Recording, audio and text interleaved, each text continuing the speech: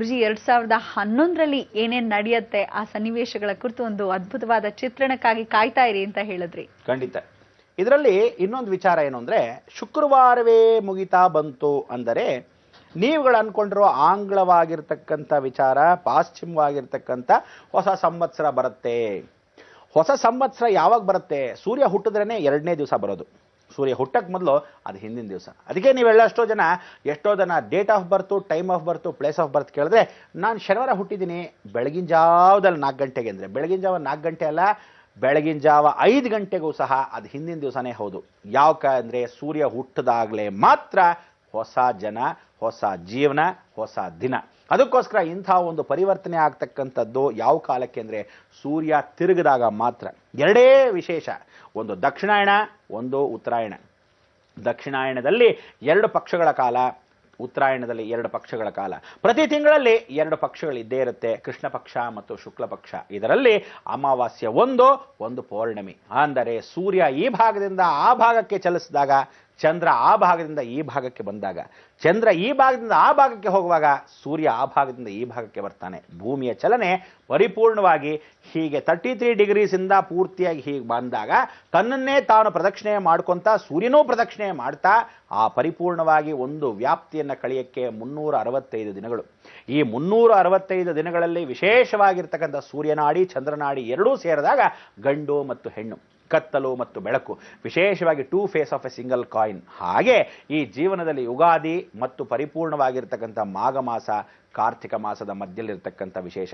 ಆ ಉಗಾದಿ ಅನ್ನೋದು ಹೊಸ ಸಂವತ್ಸರ ಕೊಡುತ್ತೆ, ಮಾಘ ಮಾಸ ಪ್ರಾರಂಭಿಸುತ್ತೆ. ತದನಂತರ ಕಾರ್ತಿಕ ಮಾಸಕ್ಕೆ ಬೆಳಕು ಬರುತ್ತೆ, ಚಳಿಗಾಲ ಶುರುವಾಗತ್ತೆ, ಮತ್ತೆ ತಿರುಗಿ ಆದಿ ಮತ್ತು ಅಂತ್ಯ ಅಂತ ಹೇಳಿ ಆ ಆದಿ ಆಗಿರೋದು ಅಂತ್ಯವಾಗಲೇಬೇಕು, ಅಂತ್ಯವಾಗಿರೋದು ಪುನರ್ಜನನವಾಗಬೇಕು. ಇಂಥ ಒಂದು ಸಮಯದಲ್ಲಿ ನಿಮಗೆಲ್ಲ ಒಂದು ಮೂಲ ಮಂತ್ರವನ್ನು ಕೊಡ್ತೀನಿ ಅಂತ ಹೇಳಿದೆ.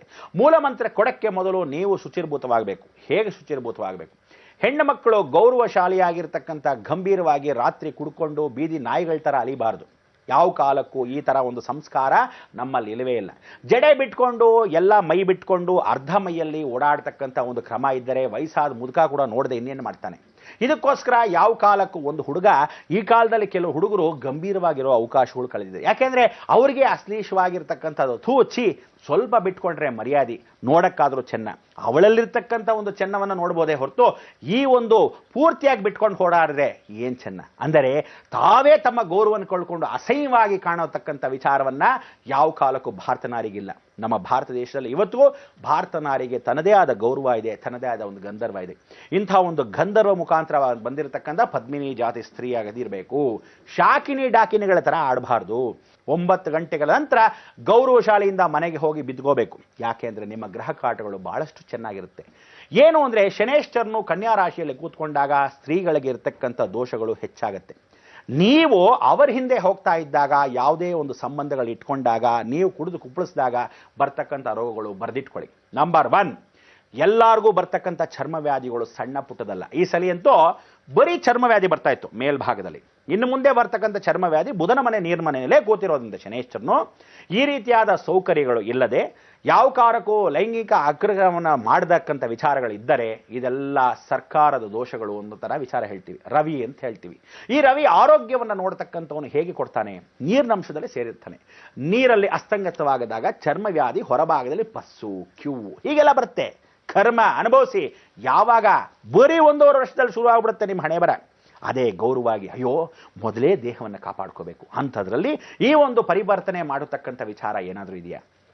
ಹೊರಭಾಗದಲ್ಲಿ ದೇವಸ್ಥಾನಕ್ಕೆ ಹೋಗಿ ಒಂದು ನಮಸ್ಕಾರ ಹಾಕಿ, ಅಯ್ಯೋ ಹೊಸ ಸಂವತ್ಸರ, ಒಂದು ಆಶೀರ್ವಾದ ಮಾಡಪ್ಪ ಭಗವಂತ, ಇನ್ನೇನಾದರೂ ಹೊಸದಾಗಿದ್ದರೆ ಅದು ಖಂಡಿತವಾಗ್ಲೂ ನಡೆಸ್ಕೊಡಪ್ಪ ಅನ್ನೋ ಒಂದು ಪ್ರಾರ್ಥನೆ ಇರಬೇಕೆ ಹೊರತು ಯಾವ ಕಾಲಕ್ಕೂ ನೀವುಗಳು ಬೀದಿಯಲ್ಲಿ ಸುತ್ತೋದಲ್ಲ.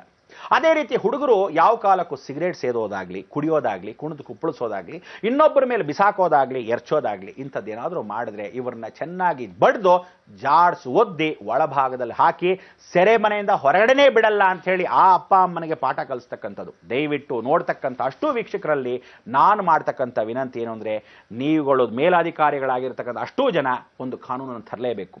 ಯಾವ ಕಾಲಕ್ಕೂ 9 ಗಂಟೆ 10 ಗಂಟೆ ಮೇಲೆ ಮ್ಯಾಕ್ಸಿಮಮ್ ಬಿಟ್ಟು ಎಲ್ಲರನ್ನೂ ಮನೆಗೆ ಓಡಿಸಿ, ಎಲ್ಲೂ ಯಾವ ಕಾಲಕ್ಕೂ ಗುಂಪುಗಳನ್ನ ಕಟ್ಕೋಬಾರ್ದು. ಈ ರೀತಿ ಅಗೌರವವಾಗಿ ನಡ್ಕೊಳ್ತಕ್ಕಂಥ ಅವಕಾಶಗಳನ್ನು ಮಾಡಿಕೊಡದೆ ಗಂಭೀರವಾಗಿರ್ತಕ್ಕಂಥ ಒಂದು ಸಂಭಾಯ ಇಟ್ಕೊಂಡ್ರೆ ಹೊಸ ಜೀವನ ಚೆನ್ನಾಗಿರುತ್ತೆ. ಇಲ್ಲದಿದ್ದ ಪಕ್ಷದಲ್ಲಿ ಅನುಭವಿಸ್ತೀರಾ ದೈವಿಕವಾಗಿ. ಎರಡನೇ ಭಾಗ, ಯಾರೂ ನಿಮಗೇನೂ ಮಾಡದೇ ಇದ್ರು ನೀವು ಅಟ್ಟಹಾಸಕ್ಕೆ ಮೆರಿತಾ ಇದ್ರು, ಮೇಲಿರೋನು ನೋಡ್ತಾ ಇದ್ದಾನೆ, ಫ್ಯಾಕ್ಸ್ ಕಳಿಸ್ತೀನಿ ನಾನು ಅಂತಿಂಥವ್ರಿಗೆಲ್ಲರಿಗೂ ಹೊಣೆ ಆಗ್ತಕ್ಕಂಥವ್ರು ನೀವೇ. ನಿಮ್ಮ ತಲೆ ಮೇಲೆ ನೀವೇ ಚಪ್ಪಡಿ ಕಳ್ಳಿ ಹಾಕ್ಕೊಳ್ಳಿ ಅಂತ ಆಶೀರ್ವಾದ ಕೂಡ ಮಾಡ್ತೀನಿ.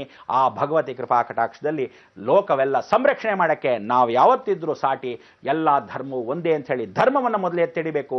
ಅಧರ್ಮವನ್ನು ಮಾಡತಕ್ಕಂಥವ್ರು ಕಡ್ಡಾಯವಾಗಿ ಕಡಿಸ್ತೀವಿ ಅಂತ ಹೇಳ್ತಾ ಈ ಮುಖಾಂತರವಾಗಿ ವಿರಾಮ ತಗೊಳ್ಳೋಣ. ಯಾಕೆ ಅಂದರೆ ಆಯಾಸ ಅಂದರೆ ಕೆಲವರಿಗೆ ಭಯ ಆಗಿರುತ್ತೆ, ಕೆಲವರಿಗೆ ಬೇಸಿಗೆ ಆಗಿರುತ್ತೆ, ಕೆಲವ್ರಿಗೆ ಏನಂದ್ರೆ ಯಾಕಪ್ಪ ಹೀಗೆ ಬೈತಾರೆ ಅಂತ ಅನ್ಸುತ್ತೆ. ಏನೇ ಬೈದರೂ ಸಹ ಎಲ್ಲದು ನಮ್ಮ ಲೋಕಕ್ಕೆ, ನಮ್ಮ ರಾಜ್ಯಕ್ಕೆ, ನಮ್ಮ ಭಾಷೆಗೆ. ಅದಕ್ಕೋಸ್ಕರ ಗೌರವವನ್ನು ಇಟ್ಕೊಳ್ಳಿ, ಕಾಪಾಡ್ಕೊತಾ ಇರಿ. ಈಗ ಬಂದೆ.